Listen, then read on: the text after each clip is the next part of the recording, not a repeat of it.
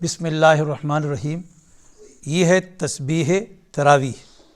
اب تسبیح تراویح جو ہے اس کو بعض لوگ کہتے ہیں نہیں پڑھنی چاہیے تراویح کے اندر، بعض کہتے ہیں یہ بدعت ہے، بعض کہتے ہیں پتہ نہیں کیا سے کیا باتیں کہتے ہیں، بعض کہتے ہیں وہ چیز پڑھنی چاہیے جس کا ذکر حدیث میں آتا ہے، حدیث میں جس کا ذکر ہے اس کو پڑھیں۔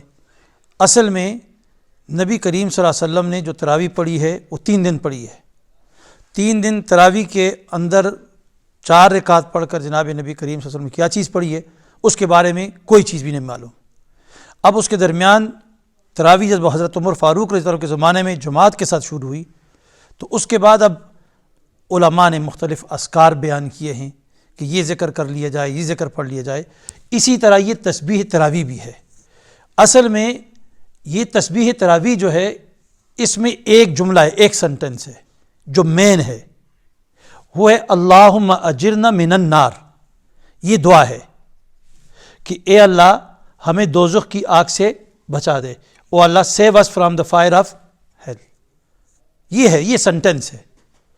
اب یہ باقی یہ دعا ہے اور یہ اللہ تعالیٰ کی تسبیح بیان کی جاتی ہے، اللہ کی حمد بیان کی جاتی ہے، تعریف بیان کی جاتی ہے۔ اور حدیث میں آتا ہے کہ دعا کرنے کا جو طریقہ جناب نبی کریم صلی اللہ علیہ وسلم نے بتایا کہ سب سے پہلے انسان کو اللہ رب العالمین کی حمد بیان کرنی چاہیے، پھر جناب نبی کریم صلی اللہ علیہ وسلم کے درود بیان۔ تو گویا حمد کا دعا کا طریقہ جس طرح الحمدللہ رب العالمین سورہ فاتحہ ہے، اب اس میں ہم سب سے پہلے کیا کرتے ہیں؟ اللہ کی تعریف کرتے ہیں، حمد کرتے ہیں، الحمدللہ رب العالمین الرحمن الرحیم مالک یوم الدین، اس طرح۔ تو وہ تعریف کر کے پھر ہم آخر میں کیا کہتے ہیں؟ اہدنا الصراط المستقیم، اے اللہ ہمیں صراط مستقیم عطا فرما۔ دوسری بات جناب نبی کریم سے فرمایا کہ رمضان کے اندر 2 چیزیں مانگا کرو، ایک جنت مانگو، دوسرا جہنم کی آگ سے پناہ مانگو۔ تو یہ جو ہے یہ جہنم کی آگ سے پناہ مانگنے کے لیے دعا ہے۔ تو علماء نے اللہ رب العالمین کی پہلے حمد بیان کی کہ تاکہ یہ اللہم اجرنا من النار، اے اللہ تو ہمیں جہنم کی آگ سے بچا دے، یہ والی دعا جو ہے تاکہ قبول ہو جائے اللہ رب العالمین کی حمد و ثنا کرنے کے بعد۔ اب یہ سبحان ذی الملک والملکوت، سبحان ذی العزت والعظمت والہیبت والقدرت والکبریاء، یہ سارے اللہ رب العالمین کی پریز ہو رہی ہے، اللہ کی تعریف بیان کی رہی ہے، اس کی پاکی بیان کی جا رہی ہے، اس کی بڑائی کو بیان کیا جا رہا ہے۔ تو یہ ساری چیزیں بیان کرنے کے بعد پھر کیا ہے؟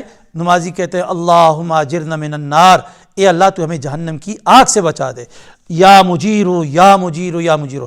تو گویا اس پوری تسبیح کا اصل جو چیز ہے وہ کیا ہے؟ یہ سنٹنس ہے، یہ دعا ہے۔ تو لہٰذا یہ دعا مانگنا کوئی بری بات نہیں۔ 4 رکعت کے بعد اگر کوئی آدمی اللہ رب العالمین سے پناہ مانگتا ہے جہنم سے، تو اس میں کون سی گناہ کی بات ہے یا کون سی دین کے اندر نئی چیز آ گئی یا کوئی بدعت ہو گئی؟ تو یہ تو حضور صلی اللہ علیہ وسلم نے خود فرمایا کہ جہنم کی آگ سے پناہ مانگو، تو یہ اللہ رب العالمین سے۔ تو اس پوری دعا کا لب لباب کیا ہے؟ یہ اللہ کی پریز کرنے کے بعد ہم کہتے ہیں اللہ ہمیں جہنم کی آگ سے بچا دے۔ جس طرح ہم سورہ فاتحہ پڑھتے ہیں الحمدللہ رب العالمین، ساری حمد کر کے پھر کہتے ہیں اہدنا الصراط المستقیم۔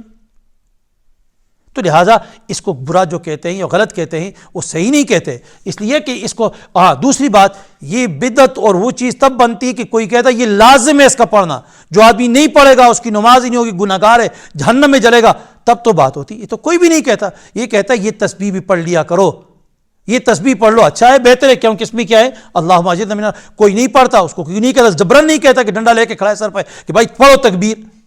کسی نے کہا ہے آج تک کسی مسجد میں؟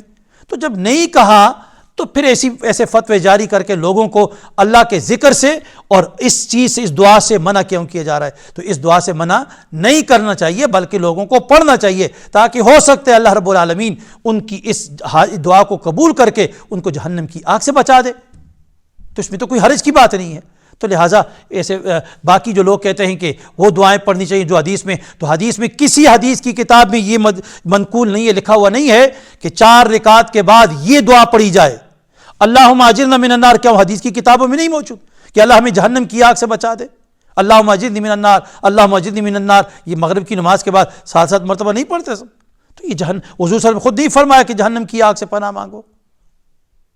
تو اس لیے یہ باتیں غلط ہیں، اور اس کا پڑھنا بالکل ٹھیک ہے، اس میں کوئی حرج نہیں۔